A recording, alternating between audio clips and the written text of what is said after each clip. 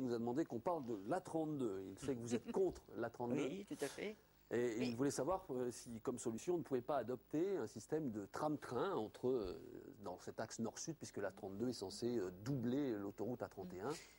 Si on est pour la mobilité des gens, il faut leur apporter une alternative à la route. Et aujourd'hui, l'alternative dans le sillon mosellan, c'est le train.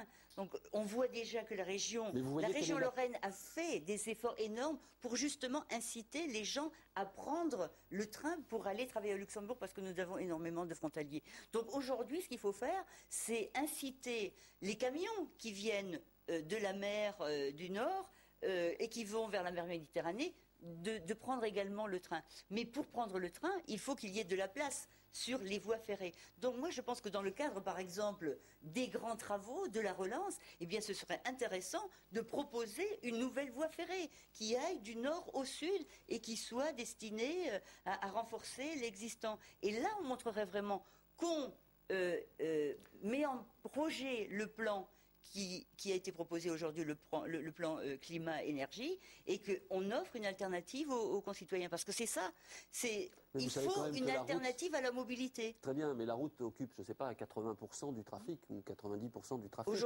Aujourd'hui. Donc même si vous mettez beaucoup de monde sur le train, vous n'arriverez jamais à mettre tout ce qui est sur la route dans le train. Non, mais on sait très bien qu'on aura encore besoin de la voiture. C'est bien pour ça qu'on appelle à une voiture propre.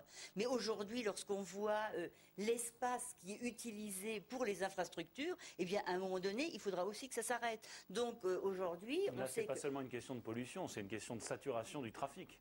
Il faut voir tous ces gens qui vont le matin travailler de Metz à Luxembourg, qui stagnent dans des bouchons. Moi, qui ne prends que le train pour aller à Bruxelles, eh bien, les gens avec qui je discute dans le train me disent mais oui, mais quel confort, parce que là, je suis tranquille, je peux lire, même s'il y a un peu de retard. Et en même temps, le train qui emmène des camions de Luxembourg à Perpignan, qui a été lancé il y a un an, qui est prévu pour transporter des remorques, si mes informations sont exactes, il ne fait pas recette.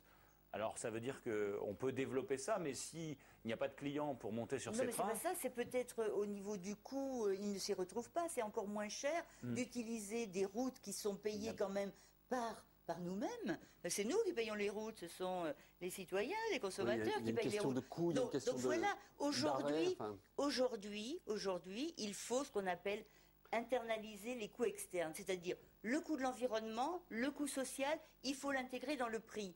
Et c'est ça le développement durable. Et tant qu'au niveau économique, on n'aura pas intégré ces deux données, eh bien, on se trompera dans les choix qu'on fait. Et les choix que font les entreprises, elles se trompent parce qu'aujourd'hui, on n'est pas sur le bon calcul économique. Il est dépassé. On est très proche de la